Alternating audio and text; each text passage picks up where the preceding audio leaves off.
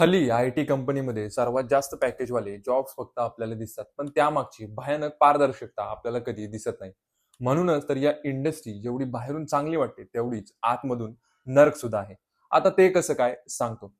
उदयपूरमध्ये एका मोठ्या आय-टी कंपनीने त्यांच्या सीईओचा वाढदिवस आणि न्यू इयर्समुळे एका हॉटेलमध्ये पार्टीचं आयोजन करण्यात आलं होतं. मात्र याच पार्टीमुळे कंपनीतल्या एका महिला मॅनेजरचं पूर्णपणे आयुष्य उद्ध्वस्त झालं आहे. आता तुम्ही म्हणाल ते कसं काय सांगतो. या पार्टीत एका महिलेसोबत भयानक घटना घडली आहे. ही पीडिता रात्री सुमारे 9 वाजता पार्टीत सहभागी झाली होती. तेव्हा वातावरण आनंदी आणि एकदम उत्साही होतं. पण रात्र जशी सरकत गेली तसं धक्कादायक प्रकार घडू लागले. आरोपांनुसार पार्टी संपल्यानंतर सीईओ आणि त्याच्या काही सहकाऱ्यांनी एक नियोजन कट रचला आणि त्यानुसार चालत्या कारमध्ये 2 जणांनी पीडितेवर सामूहिक अत्याचार घडल्याची घटना उदयपूरमध्ये घडली आहे. आणि ही पीडित महिला त्या कंपनीची मॅनेजर आहे. आणि याच घटनेमुळे सर्व इंडस्ट्रीवरचा विश्वास आता कुठेतरी उडून गेला आहे. आता या घटनेत एका महिलेचाही सहभाग असल्याचे आरोप झाले आहेत. त्यामुळे ही घटना अजूनच चर्चेत आली आहे. या धक्कादायक घटनेमुळे संपूर्ण शहरात एकच खळबळ उडाली असून या महिलांच्या सुरक्षेबाबतचा मुद्दा आता पुढे आला आहे. मग ही घटना नेमकी कशी घडली सांगतो. महिला मॅनेजरवर अत्याचार करणारे ते नराधम कोण होते आणि या संपूर्ण प्रकरणाचा उलगडा कसा झाला या सगळ्याची माहिती देणारा हा व्हिडिओ. नमस्कार, मी संकेत आणि तुम्ही बघताय गाव टू ग्लोबल. तर मंडळी, 21 डिसेंबरची रात्र होती. उदयपूरमधील शोभकपुरा परिसरातील असलेल्या एका हॉटेलमध्ये आय-टी कंपनीचा सीईओचा वाढदिवस होता आणि नवीन वर्षांचे पार्टीचं सुद्धा आयोजन करण्यात आलं होतं. या पार्टीला पीडित महिला मॅनेजर साधारणपणे 9च्या सुमारास पोहोचली होती आणि ही पार्टी रात्री 1:30 वाजेपर्यंत सुरू होती. त्या काळात पार्टीमध्ये सर्वांनीच दारूचे प्राशन केले होते. कार्यक्रम संपल्यानंतर काही जणांनी तिला घरी सोडतो असं सांगितलं होतं आणि त्यानंतर तिला कारमध्ये बसण्यास सांगितलं. पण सुरुवातीला पीडित महिला मॅनेजरने कारमध्ये बसायला तयार नव्हती. अखेर कंपनीतल्या सहकाऱ्यांवरती विश्वास ठेवत ती कारमध्ये बसायला तयार झाली. ज्या वाहनात ती बसली होती त्या कारमध्ये आय-टी कंपनीची एक्झिक्युटिव्ह प्रमुख शिल्पा आणि तिचा पती गौरव सिरोया आणि कंपनीचा सीईओ जितेश सिसोदिया आधीच उपस्थित होते. त्यांनी तिला सुरक्षितपणे घरी पोहोचवतं असं आश्वासन दिले. मग पीडितेलाही पुढे काय घडणार याची कल्पना सुद्धा नव्हती. त्यानंतर पीडिता कारमध्ये बसल्यानंतर काही अंतरावर गाडी गेल्यानंतर ही गाडी एका दुकानाजवळ थांबवण्यात आली, जिथं नशेचं साहित्य खरेदी करण्यात आलं. ते साहित्य मिळताच पीडितेला जबरदस्त नशा करण्यास भाग पाडले आणि काही वेळातच तिची तब्येत खालावू लागली आणि ती अर्धबेशुद्ध अवस्थेत जाऊ लागली. हळूहळू तिचे स्वतःवरचे नियंत्रण पूर्णपणे सुटून गेलं. आरोपानुसार त्या धूम्रपानाच्या साहित्यात अंमली पदार्थ सुद्धा मिसळले असावेत, ज्यामुळे पीडिता पूर्णपणे बेशुद्ध झाली होती. या बेशुद्ध अवस्थेचा फायदा घेत सीईओ जितेश सिसोदिया आणि त्यांचे सहकाऱ्यांनी आपली कृत्ये थांबवली नाहीत. पीडितेची प्रकृती गंभीर होत असल्याने तिला स्पष्ट असतानाही त्यांनी तिच्यावरती अत्याचार सुरूच ठेवले होते, असा गंभीर आरोप आता करण्यात आला आहे. आरोपानुसार त्या कृतीमुळे पीडिता अधिकाधिक अशक्त होत गेली. या काळात कार शहरातील विविध रस्त्यावरून फिरत राहिली. मधून म्हणून पीडितेला शुद्ध येत होती आणि त्या क्षणी तिच्यावरती जबरदस्ती होत असल्याची तिला जाणीव सुद्धा होत होती.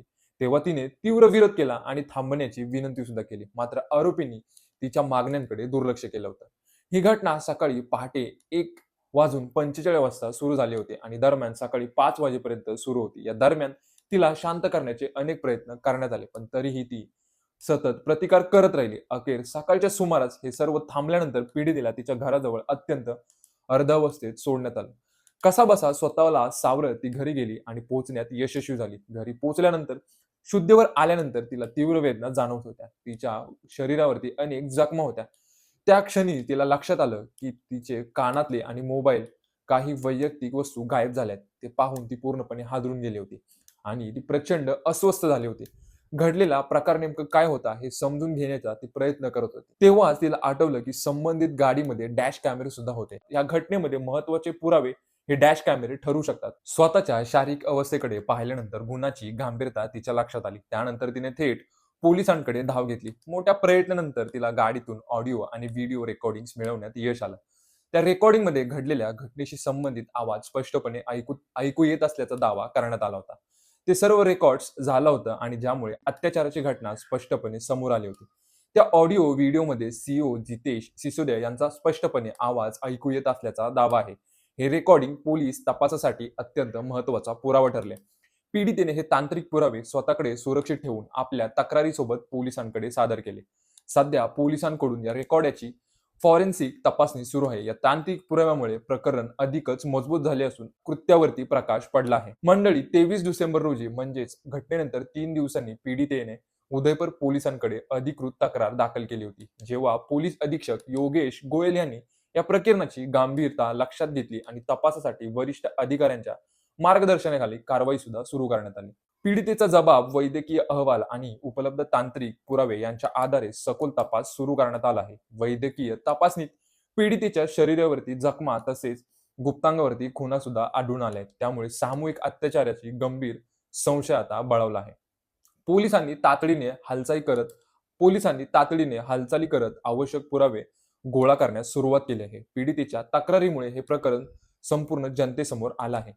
तक्रार दाखल झाल्यानंतर अवघ्या 2च दिवसात पोलिसांनी सीओ जितेश सिसोदिया आणि त्यांचा साथीदार गौरव सिराया आणि शिल्पा सिरोय या तिघांना अटक केली आहे. त्यानंतर तिघांनाही न्यायालयात हजर करण्यात आले असून जिथे न्यायालयाने त्यांना 4 दिवसाची पोलीस कोठडी सुनावली आहे.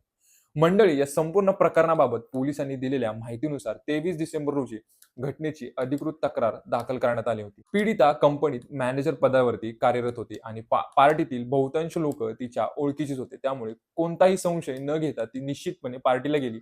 मात्र अत्यंत धोकादायक बाब म्हणजे तिच्याच परिचयातील लोकांनी तिच्याशी केलेलं हे अमानुष कृत्य किती गांभीर्य आहे. मंडळी, सीओ जितेश सिसोदिया हे उदयपूरमधील JKM IT प्रायव्हेट लिमिटेड या कंपनीचे मालक आहेत.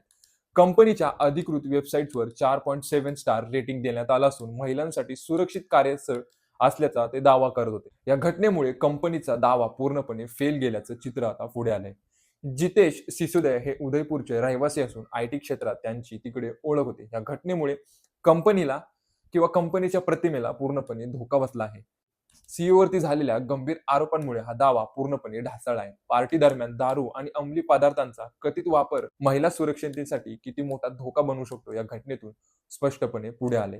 अत्याचाराच्या वेळी कारमध्ये एक महिला अधिकारी सुद्धा उपस्थित होती आणि तिने तो प्रकार थांबवला सुद्धा नाही. उलट ती या कटाचा भाग असल्याचा आरोप आता झाला आहे. यामुळे कोणतीही महिला काहीही असो पण आज ती सुरक्षित नाही, ही अशी भीषण परिस्थिती दिसत आहे. घर, शाळा, ऑफिस किंवा सार्वजनिक ठिकाणी कुठलीही महिला पूर्णपणे सुरक्षित नाही, हेच आता इथं पुढे येत आहे. त्यामुळे कडक कायदे, अत्याचार करणाऱ्याला कठोर शिक्षा देण्याची गरज आहे. पण यावरती उपाय म्हणून सुरक्षितेसाठी कायदा बनवायला हवेत. अत्याचार करणाऱ्यांना, नराधमांना कठोर कारवाई त्यांच्यावरती झाली पाहिजे. आणि बाकी संपूर्ण घटनेबद्दल तुम्हाला काय वाटतं? IT कंपनीचा महिला मॅनेजर अत्याचार करणाऱ्या नराधमांना केवळ 4 दिवसांचीच पोलीस कोठडी सुनावणं योग्य आहे का? हे मला कमेंट बॉक्समध्ये नक्की कळवा आणि आमच्या चॅनेलला लाईक, शेअर, सबस्क्राईब करायला विसरू नका. भेटूया अशाच एका व्हिडिओमध्ये. तोपर्यंत धन्यवाद.